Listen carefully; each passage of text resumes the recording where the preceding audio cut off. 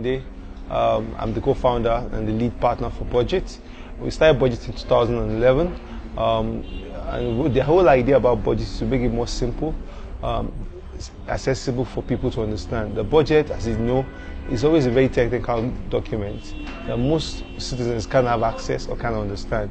So what we thought about is how do we make the budget easier and understandable for people? So it's by stripping it down, breaking it into simple infographics, interactive applications, so that either wherever you are, you can have access to the budget. So we also have apps on mobile, on mobile, BlackBerry, the Google Play, on the iOS store, because we want to make sure that the budget itself is an easy document that everybody, irrespective of your literacy, irrespective of your level of interest, irrespective of your data acquisition level, you can connect to the budget and make informed decisions.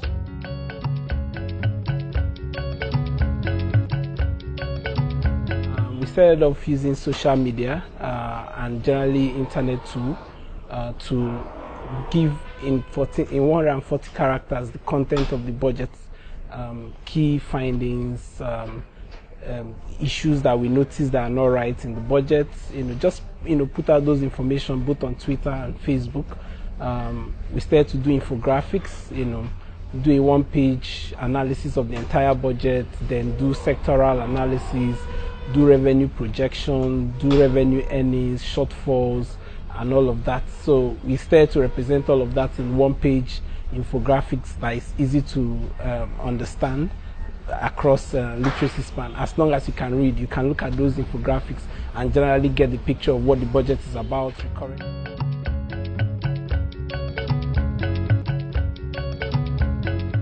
Yeah, we started off looking at federal budgets, and we have added a couple of states to it.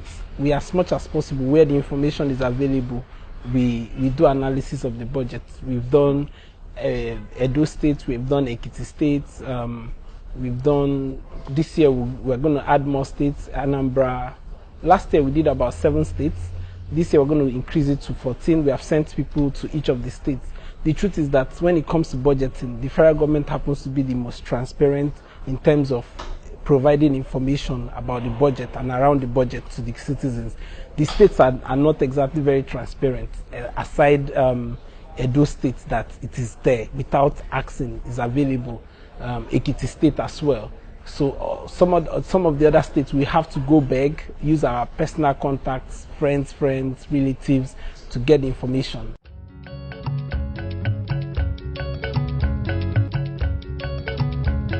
I want people to ask questions. So why would there be a road in the budget in my area and the road has not been done? Why would there be a constituency project in my area that the legislator is supposed to follow through and ensure that it's delivered and it's not been done? So those questions are what we are expected to arouse in the country and bring back into the consciousness of people.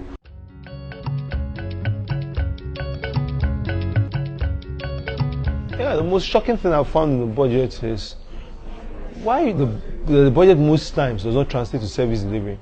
There was a time we went to Ekiti State on a tour. We went around the state to look for federal government projects in the budget, especially education. And you will be shocked that many of these schools possibly the projects are not completed, they're left abandoned. Most of them, like the federal government colleges, subsist on PTAs. Little amount is given to these schools. We went to a school in Ekiti, Federal Science and Technology College. They don't have a technical lab, and that's a technological school, a technical school. We went there, they were even shocked to see their school listed in the budget, But there are certain issues you see in the budget, line items in the budget. You see, oh, this happened last year, this is happening again this year. And it's the same amount that has been allocated last year. It's still the same amount that has been allocated this year. Something definitely is wrong with that budgeting process. There's been inflation. Either the cost has gone up or the cost has gone down. There should be change. It shouldn't be constant. You shouldn't say in 2013 you're spending 100 million buying computers. In 2014 you're going to spend 100 million. In 2015 you're going to spend 100 million. Something is definitely wrong buying the same computer. In the office of the Secretary to the Government of the Federation, you're almost having 900 and something million naira for software purchase. And in a whole lot of other agencies, you have a flat rate allocation of some get 10 million, some get 15 million, flat rate. What software exactly are they purchasing for that amount? When subsidy was removed and then it was found out in the budget that 1 billion naira was allocated for feeding in Aso Rock, and it was one of the driving forces of that whole protest, that you can't spend 1 billion on feeding while you're asking us to make more sacrifices because of the economy. So, there's been, I can't say one item, but there are issues ranging issues that I can point out in terms of budgeting process that I can say has been out of this world. Yeah.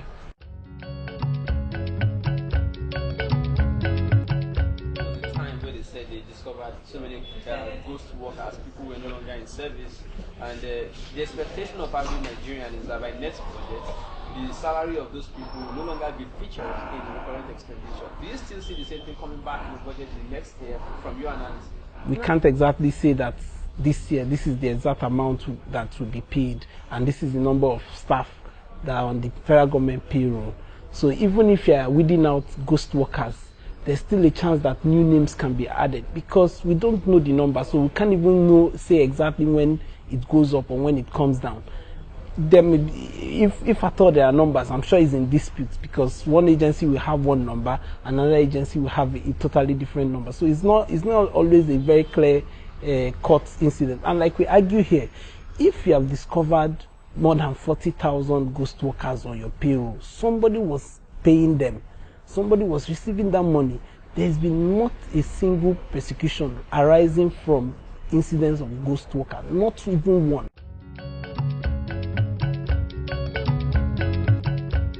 What we do in budget basically is that we just help our government. We don't get support from government. We don't get money from government. It's a strong policy rule from us not to do any service for government. The only thing we do for government is institutional support, and which is paid for by donor partners. So we have the National Assembly Budget and Research Office. We train them almost twice a year. We had trainings with them last week on gender budgeting. So we train the National Assembly Budget and Research Office, and that's our way of helping institutions get better. We also wish to do things with the Budget Office, with the Ministry of Finance, to show our own perspective to budgets, public finance, and how we can optimize this for the public. But right now, we don't do it. And once in a while, when we are stuck and we need extra information, we have a partner in Abuja called Public-Private Development Center, PPDC, who uses FOI to request information from government. So that's how we majorly operate. So it's not like we're trying to force arrange a meeting with governments and trying to get an opportunity for a photo op or for we basically are running a sustainable way, and we feel that if we continue this way, we keep delivering impact. Yeah.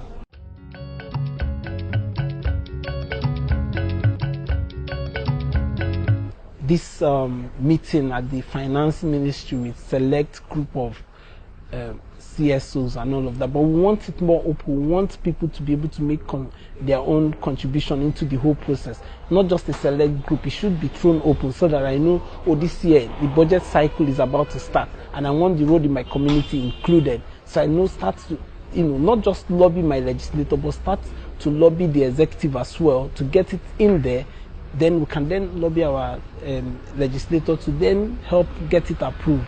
So we're hoping that this process will be engendered, and we believe that this will work more at the state and local government levels if the citizens are directly involved in the whole process of making budget. What we have right now is somebody sits in their office, writes up what they assume is what the community wants, and just send it. So you have, especially for constituency projects, you go to a community, there's no water. This community doesn't need any electricity. They rely on moonlight to do their night distance. But you see government projects, constituency projects being solar power distance. Meanwhile, those people need water.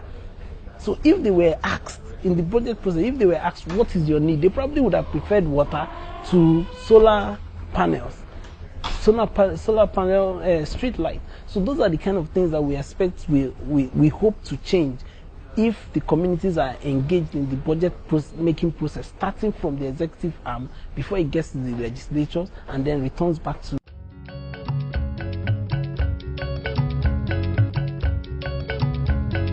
Yeah, we have support.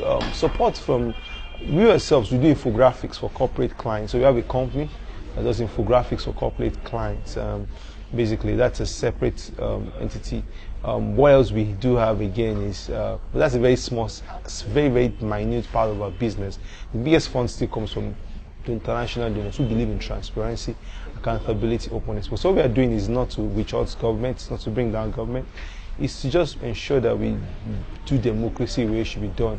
It should be interactive, it should be an informed democracy. People should make informed arguments. And so BudgiT just provides the data, evidence, show people evidence, and gradually explain that people should take up from this point and ask questions. Democracy is not when it is a one-way street. It is when there's that constant engagement, even after elections. And that's what you call accountability, to hold the elected official to account. And that's what kind of tools that we are building in BudgiT. Yeah.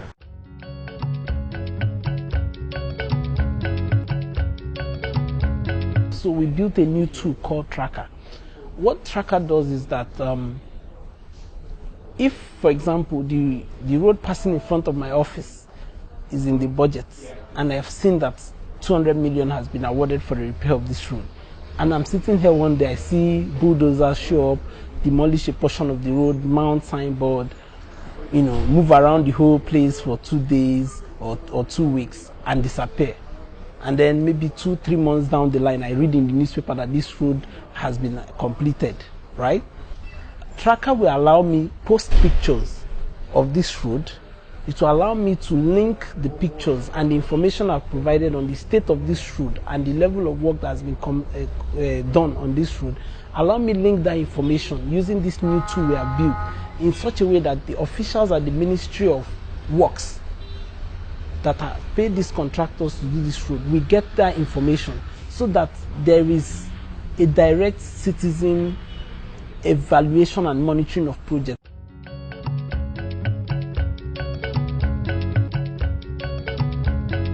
So for by our own count, we've counted 240,000 people we've reached through flyers, through emails, through social media, through and also engagement with CSOs. That's what we have done. We want to do more.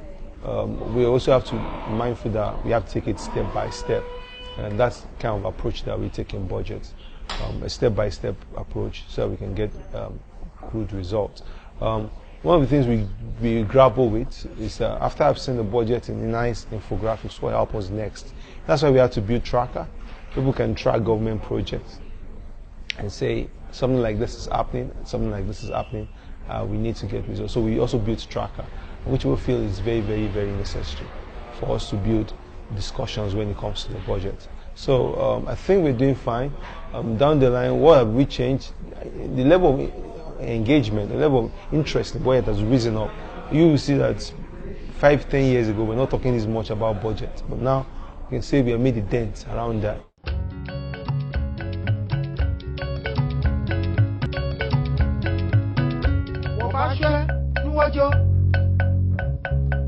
Kò ní wọ́lá.